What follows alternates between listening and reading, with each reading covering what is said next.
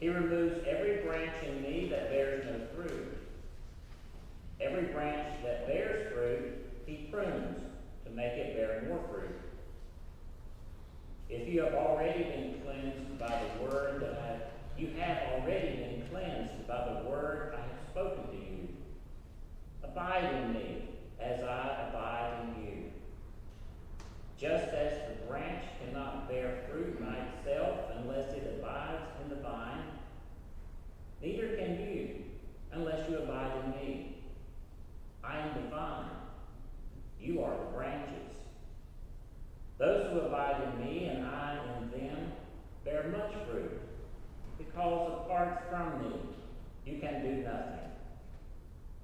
Whoever does not abide in me is thrown away like a branch and withers. Such branches are gathered, thrown into the fire, and burned. If you abide in me and my words abide in you, ask for whatever you wish, and it will be done for you. My Father is glorified by this, that you bear much fruit and become my disciples. The Gospel of the Lord. Praise to you, Lord Christ.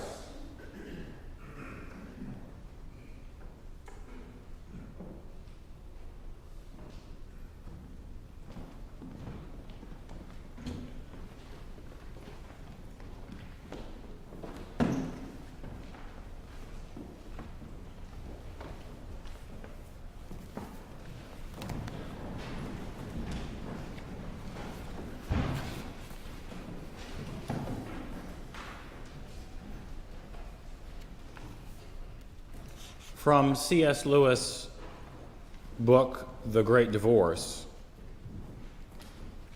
It was the light, the grass, the trees that were different, made of some different substance, so much solider than things in our country, that men were made ghosts by comparison. Walking proved difficult. The grass, hard as diamonds to my unsubstantial feet, made me feel as if I were walking on wrinkled rock, and I suffered pains like those of the mermaid in Hans Andersen. That mermaid, of course, being the one who, after having given up her tail and life in the sea for a pair of legs, felt each step on dry land as knives shooting through her body. Lewis is describing the narrator's first moments in what might be called the outer courts of heaven.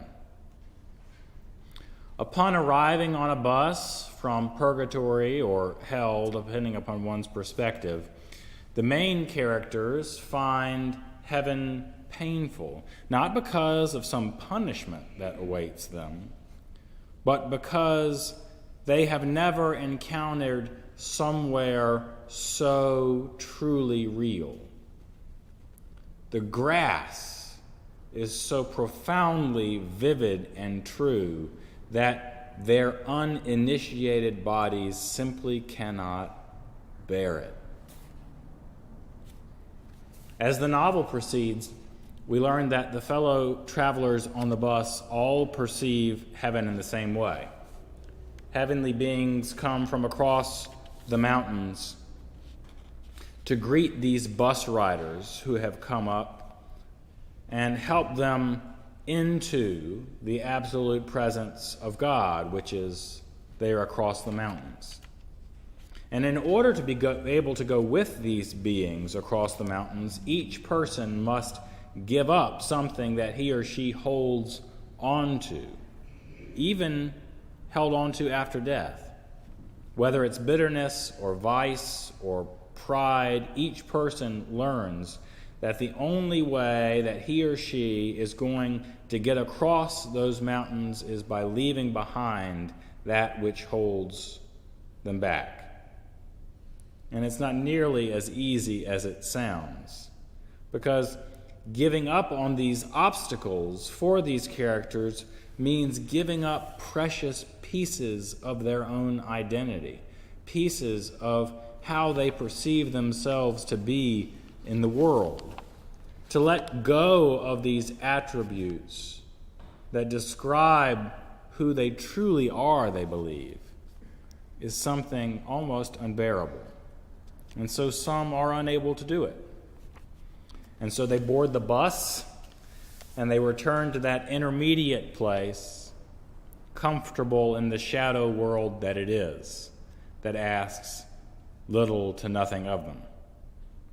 Yet time after time they have the opportunity to take that trip to heaven again and to try again, perhaps staying a little longer with each visit, releasing their souls to grow a bit more into that reality that goes beyond all other reality.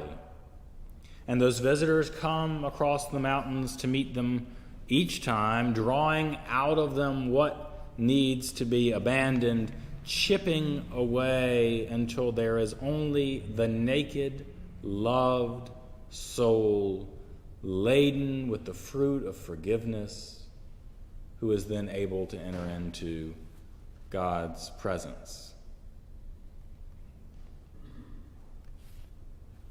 To say the least, this process of pruning the soul is unpleasant. Yet, this process of pruning the soul is unavoidable. That is, if we would like to be able to remain in God's ultimately real presence forever. Even the most fruitful of souls remain in need of cutting back. The scripture today tells us that God, the vine dresser, not only cuts off the branches that have died and bear no fruit, but also cuts back the ones that bear fruit, so that they'll bear more fruit. Without regular thinning, even the most luscious of branches, the most holy of God's people, begins to plateau in its fruit production. Jesus tells his disciples that he is the true vine, through whom all life flows out into the branches. And those who believe in him and follow him are those branches. And God the Father is the vine grower who tends to those branches, thinning out where the foliage has grown too thick and the fruit production has slowed, pruning out the dead, unproductive wood, cutting back the spindly branches to force them to thicken up and bear the load of even more good fruit. This pruning process, I don't know about you, but I find it terrifying. Like the characters in The Great Divorce who refuse to part with those pieces of themselves that impede their entrance into heaven, we too fear letting go of parts of ourselves, especially those parts of ourselves that are already bearing good fruit. They're good, right? But they could be better. The coming of the vine dresser, meant to be joyful and life-giving, may elicit instead from us fear and anxiety and perhaps even anger. Martin Luther wrote all those years ago in Germany that God is not, however, a tyrant. He is a pious vine dresser who tends and works his vineyard with all faithfulness and diligence, and surely does not intend to ruin it. He does not let his vineyard stand there to be torn to pieces by dogs or wild sows. He tends it and watches over it. He is concerned that it will bear well and produce good wine. Therefore, he must hoe and prune so as not to chop and cut too deeply into the stem and the roots, to take off too many branches, or to trim off all of the foliage. Luther continues, so let us be unafraid. Let us not be terrified by the prongs and teeth of the devil and the world, for God will not let them go beyond what serves our best interests. God will not let those forces that prune us to go beyond our best interests.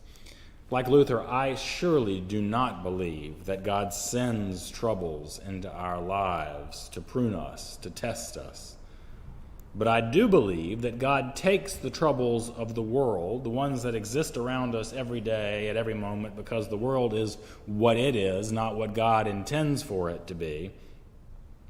Those troubles that are the prongs and teeth of the devil and the world.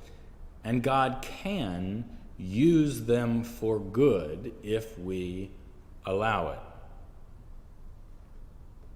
As one commentator put it, our goal is not merely to hang on to the vine, but to bear fruit, more and more fruit, as a matter of fact, drawing our life and our sustenance from that vine to which we shall forever remain attached. Even as we are pruned and refined, we are never cut off. And so when you leave here today and you go home on this spectacular spring day to mow your grass or to work in your own garden, pruning and shearing and pulling and hoeing, remember that our own pruning is just around the corner. And so let go of that, which slows your spiritual growth. And with those characters in The Great Divorce, ride that bus up to heaven one more time and take one more step, another chance out into that verdant, ultimate reality of God. And each time we try, that grass will hurt our feet a little less, and we will feel more and more at home in that ultimate reality that goes beyond all reality, and we will bear fruit that lasts.